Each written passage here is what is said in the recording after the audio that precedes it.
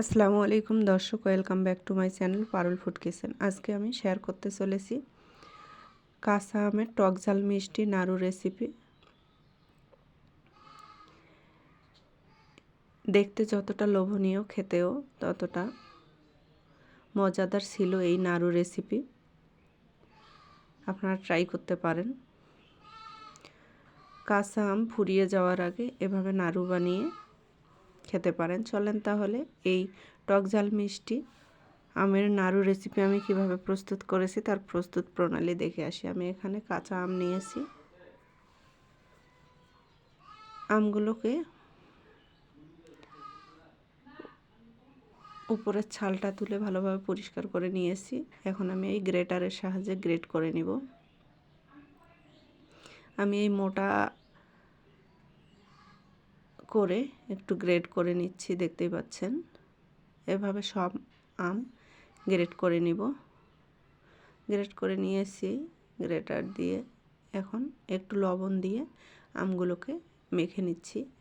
মেখে নেওয়ার পর পানি থেকে উঠাই নিলাম। নেওয়ার পর এখানে আমি 1 কাপ চিনি দিয়ে আমটাকে মেখে রেখে দিয়েছিলাম। আমটা থেকে পানি বের হয়েছে, দেখতেই পাচ্ছেন।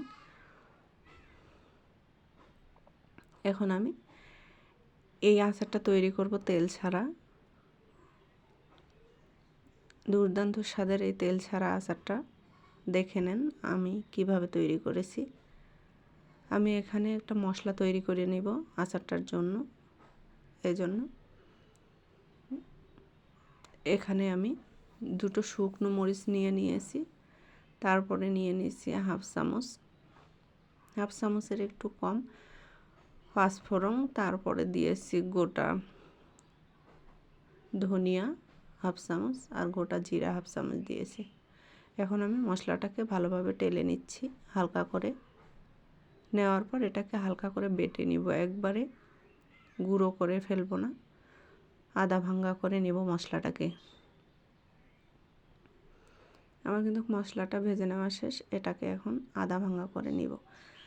এখন ফ্রাই প্যানে আমি এখন আমটা যে চিনি দিয়ে গুলিয়ে রেখেছিলাম সেটা এখানে অ্যাড করে দেব। তারপরে এখানে হাফ চামচের কম লাল মরিচের গুঁড়া দিলাম আর অল্প পরিমাণ হলুদের গুঁড়া দিলাম। এখন এগুলোকে ভালোভাবে নেড়েচেড়ে মিক্সড করে নিচ্ছি।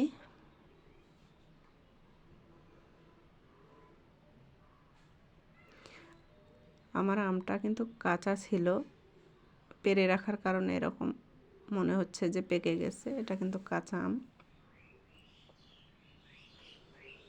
দেখেন পানি বের হয়েছে। এই পানিতেই কিন্তু আচারটা আমার রান্না হয়ে যাবে। ঢাকনা দিয়ে কিছুক্ষণ রান্না করার পর আমি যে মশলাটা তৈরি করে রেখেছিলাম সেটা এখানে গুঁড়া করে দিয়ে দিলাম। এখন আমি নেড়ে চেড়ে মশলাটাকে মিক্সড করে নিচ্ছি। তেল ছাড়া যে এত দুর্দান্ত আচার তৈরি হয় সেটা জানা ছিল না। আমরা কিন্তু অনেক তেল দিয়ে আচার তৈরি করি। আজকে আমি তেল ছাড়াই এই কাঁচা আমের নাড়ুর আচারটা তৈরি করে আপনাদের দেখাবো। দেখেন কালারটা চেঞ্জ হয়ে আসছে। আর একটু ভেজে নিব আমি আমটাকে।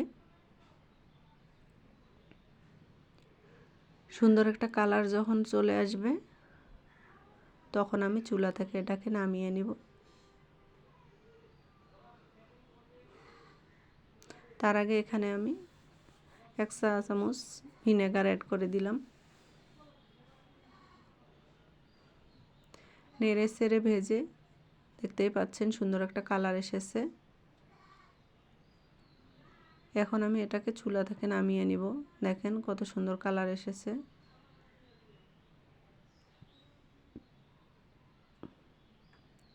চুলা থেকে নামিয়ে নেওয়ার পর এটাকে অল্প করে ঠান্ডা করে নেব। একবারে বেশি ঠান্ডা করার প্রয়োজন নেই। অল্প করে ঠান্ডা করে নেওয়ার পর হাতে একটু তেল মাখিয়ে আমি এগুলোকে নাড়ুর আকারে শেপ দিয়ে নিব।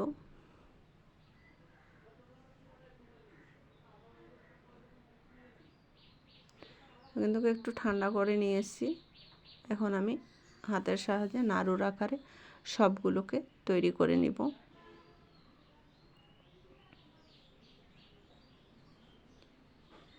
এই আচার কিন্তু আপনারা সারা বছর এভাবে সংরক্ষণ করতে পারেন। তেল ছাড়া আচার, তারপরও আপনারা সারা বছর সংরক্ষণ করতে পারবেন। আমি অল্প করেই বানিয়েছি, আপনারা একটু বানালে বেশি করেই বানাবেন, কারণ বানানোর সাথে সাথে নিমিষে এটা শেষ হয়ে যায়। দেখেন কতটা লোভনীয় লাগতেছে টক ঝাল মিষ্টি আমের এই নাড়ু রেসিপি। দেখেই বোঝা যাচ্ছে যে লোভনীয় হয়েছে।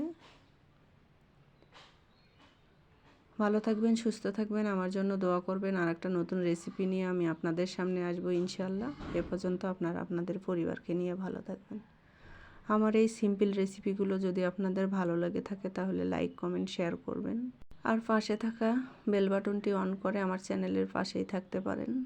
আর যারা ফেসবুক থেকে দেখতেছেন তারা লাইক কমেন্ট শেয়ার দিবেন, ফলো দিবেন। দেখেন কতটা লোভনীয় হয়েছে নাড়ুটা। সকলেই ভালো থাকবেন। আল্লাহ হাফেজ।